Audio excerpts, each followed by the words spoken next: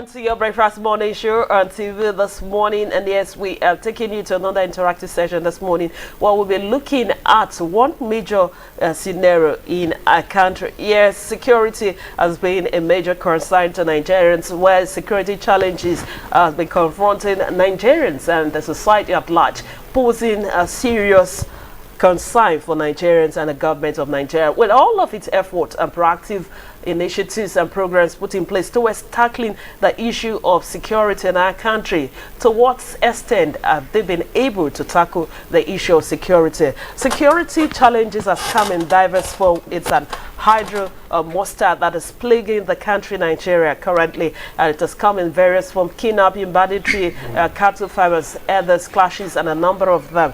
But to what extent does technology curb security? Would you remember precisely last year the emergence and introduction of the 5G technology came into existence with a number of Nigerians and criticisms crying and clamoring that this is detrimental to the well-being of Nigerians. How far can technology combat security? Well, Nigerians also are the view of Nigeria that came up with a device towards fighting and curbing insecurity situation in our country, and they then come up with a device and say, with this, kidnappers and hostage takers will be able to, they will be tracked and censored, and also the location and the whereabouts will be known.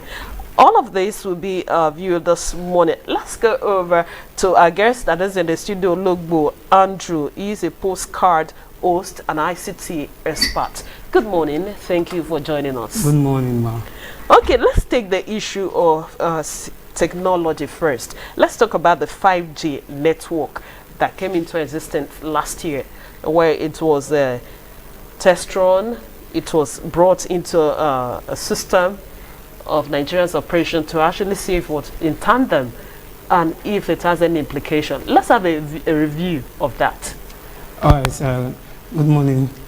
So the 5G, we really need to understand what 5G is, because one thing I noticed is that so many persons have a misconception about it because of the way it was related to COVID-19. You could remember that time. Yes. People were like, no, 5G network, it is one of the cause of COVID, and everyone like, wow, this is not something we really want to suffer at this moment. So why not we just stay with what we have?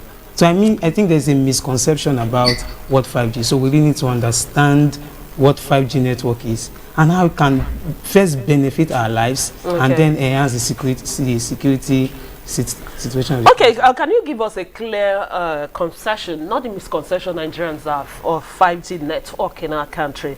What we stand to benefit, what it's all about? Can you give us? All right. 5G network is a cellular network that covers a wide range of network. So it is efficient in innovation and productivity. You see, the developed nations of the world, they are already using this 5G, and here we are still debating if it is good or not. So you see, it's something that we need to understand what it is. There are various importance of the 5G network to national development. So the developed nations of the world, like China and US, even it's already because China are posing as a threat to US at the moment because they have more advanced in the use of 5G network. Okay, still talking about the benefits, the usefulness of 5G network. A number of thoughts also say that if not properly deployed or managed, it could have external effect on people and also the society. Talking about cyber attacks and evil espionage by external factors. Do you see that? All right. We need to understand that 5G network plays a vital role, because not only we're looking at the negative aspect of it, because whether we like it or not, every development of technology will pose a new challenge.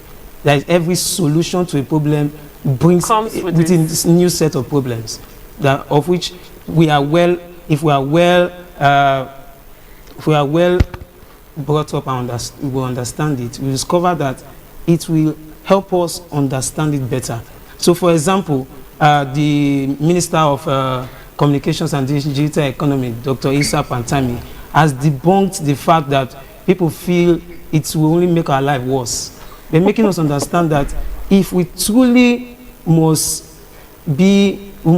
truly compete at the global stage, 5G network is something we must really use. Okay. So, for example, it has up to 20 gigabits per second. Just imagine you want to upload a file. So we're talking about national security. Yeah. And we know we have what we call the eyewitness report. Yes. And so you see, having an eyewitness report, and somebody made a video of over, let's say 5 gigabytes, and yet he's trying to upload it, which will be which our security experts will need to be able to combat the situation at that time. But because of network challenges, maybe some part of the country we are still battling with 2G, 3G. But with 5G network, you can do that very fast. So your download speed and your upload speed is nothing to write home about. So around 2019, when MTN did a show, they did an experiment on how just like it works. Yes, how it works. You see how massive it was. And so if we must go further as a nation, 5G network is a must, and it can help our security networks. So, for example, because there are 3 things it does. Number 1 is surveillance. Okay. Yes, it enables the security operatives to be able to survey a particular area. Another thing is intelligence, news and reports. If they have information, this can help combat the crime at that moment, because whether you like it or not, before like some of the kidnappings we have and the abduction of students in the northwest region, before it was if the 5G network was fast and it was operational, you see, intelligence report would have gone from where it was before, and they could have stopped that from happening. So 5G network helps us, and it's even in reconnaissance. So intelligence, reconnaissance, and surveillance. Okay. It will help our security to be able to combat this menace caused by these bandits. Okay. Our case important is the specialized carbon emission detection tracker that Nigeria came up with in Ibadan, your state-based indigenous firm, AI technology firm, that talked about the robotic and artificial intelligence Nigeria. And the founder of the firm, Lushola Ayola, said the tracker has the capacity to track and locate kidnappers and also bandits and other criminal elements, even inside caves and forested areas. And he explained that the specialized tracker uses carbon emission sensors to detect carbon dioxide emitted by humans as they move from one place to another within any territory. And he said it would be difficult for the kidnappers, the bandits, to hide in their location. And yes, he didn't say that it is before the security, the defense and the security committee that is set to analyze it and also carry a test transmission.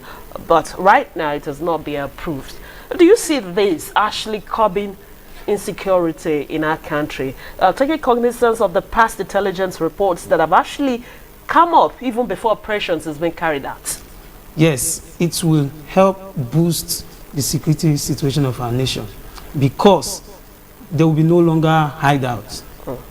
Because, you know, one of the reasons we have the security situation in the northwest is because of the forest reserve. And so because of that, the Niger border. So you see, there is not enough, because the customs are, because of it's a dry land, and so because of the forest reserves, the customs are not able to call some of these menace.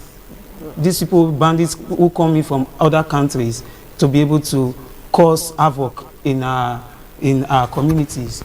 So this will enable our security operatives to be able to combat this challenge. Okay, taking cognizance of the scenario that we have in our country, where network fluctuation and also power supply becomes a problem, do you see this actually effectively working to combat security challenges that having constraint from such scenario, talking about the network failure of fluctuation or the power supply? All right, so power supply, and it's one of the things we have to deal with as a developing nation.